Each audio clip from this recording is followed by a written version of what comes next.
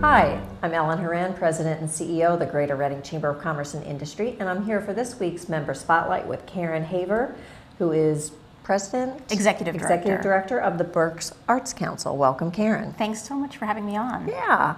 Well, a lot of people might not realize we have about 200 nonprofits that are members of the Chamber.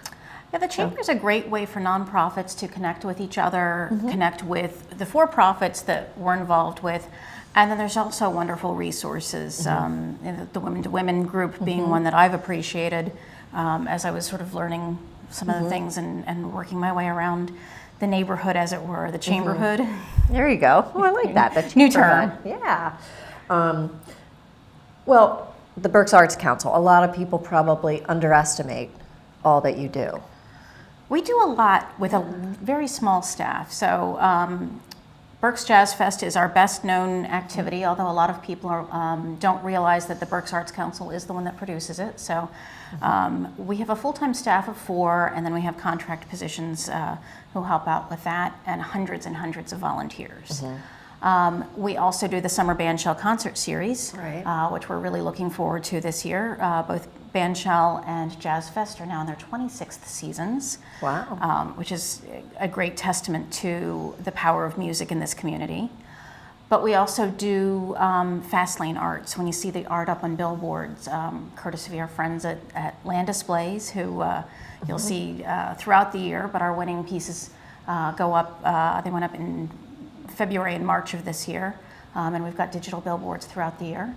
We do the Art of Jazz, which is a visual art show that is connected with the Jazz Fest. We did that in March of this year. Next year we'll have it overlapping Jazz Fest. And then the one that most people don't know about, but your nonprofits hopefully do, is we have a re-grant program. So we have grants that are available for any nonprofit organization who has an arts program or project that is in this community, and so that's coming up soon. Those grants will be opening. I call it an intro to grant writing because it is the first stream that you get in through the Pennsylvania Council on the Arts, and it's for organizations that are small. Yeah. So.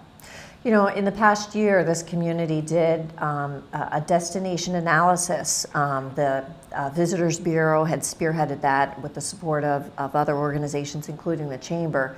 And I agree wholeheartedly with the results that came out of that we really need to focus on our great outdoors, but also our communities and our festivals. And, you know, there's so much to do here. What were your thoughts on that? Well, I think for me it was sort of stating the obvious, because we've seen so much with the Jazz Fest. When about 2/3 of our audience comes from out of town, and they come in, they bring money. I like to use my dad as a good example. He and his girlfriend come up for 10 days.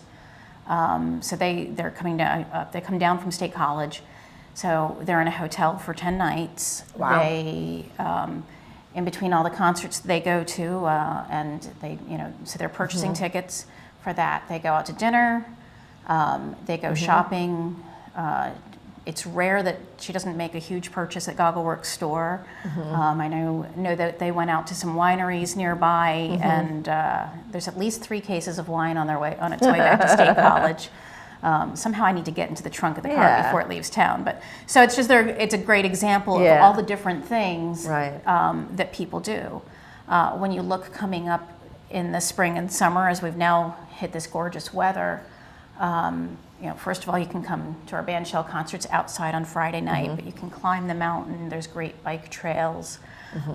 There's so much going on. I know that right now I'm sort of at that point where I love to look for things to do that are outside. So. Yeah, perfect. So how is the Berks Arts Council funded?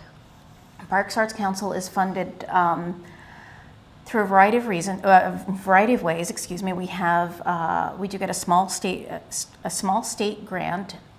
We also receive funding through sponsors for all of our programs. So there's all sorts of ways that you can reach the public by becoming a sponsor of Berks Jazz Fest, of the Bandshell concert series, and of Fast Lane Art. All of those seek sponsorship.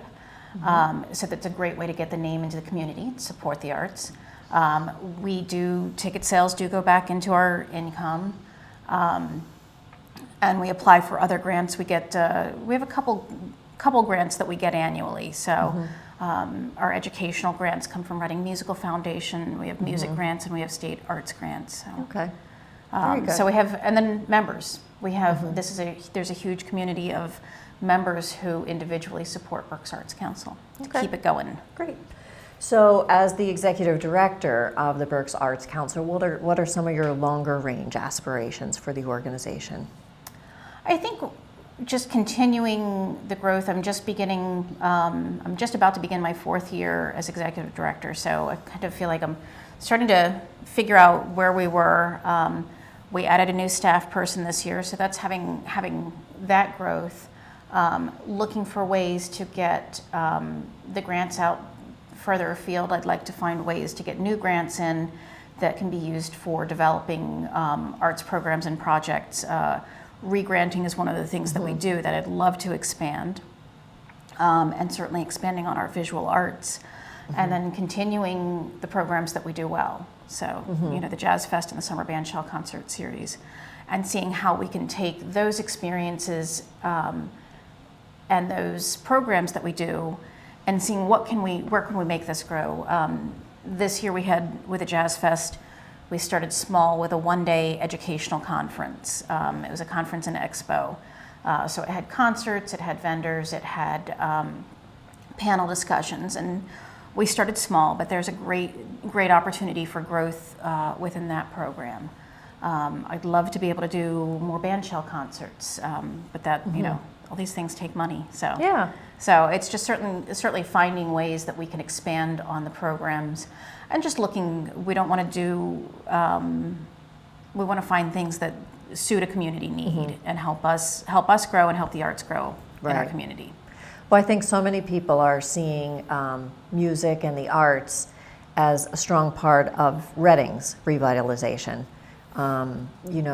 Just beautification of our downtown, more outdoor art, the murals. That was another suggestion in the destination analysis, is more of the murals on the buildings, and even there's a lot there doing tours, of those. It's a great opportunity to have a walking tours to check out the different murals. Yeah. And Reading has such an amazing history of arts and music. That was one of the things that when I moved here 15 years ago, in my research before coming to town and figuring out everything about Reading, I looked at that, and you've got the Performing Arts Center that's got this history of the greats, of John Philip Sousa performing, and actually that was his final performance. But being on the rail line, we were the stop for all the vaudeville acts too. So checking out John Barrymore, and just a great history of music and musicians playing. There was opera. There'd been opera throughout, and now we have the resurgence with Berks Opera Company, Berks Opera Workshop, Berks Opera Company. They've changed their name, and I just got it backwards. But having that resurgence of different things, our symphony is the oldest continuously operating symphony in the state, and one of the oldest in the countries. And we have this great history.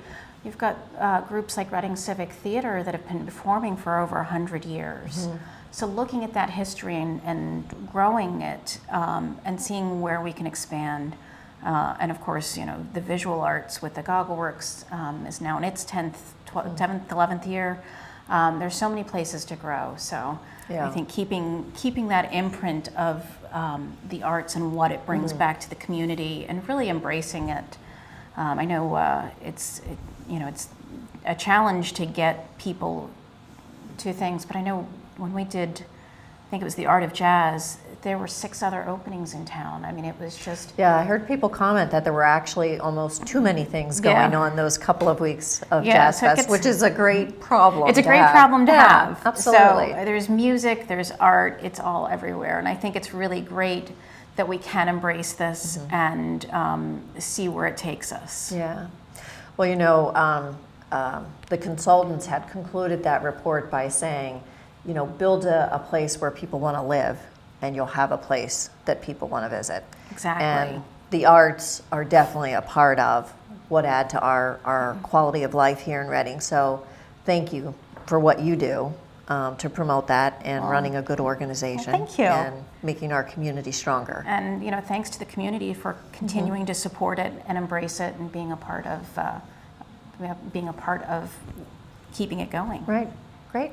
Well, thank you for coming and sharing the story of Thank the you so Berks much. Arts Council, and thank you for being a member of the Chamber. Thank you, Ellen. Good.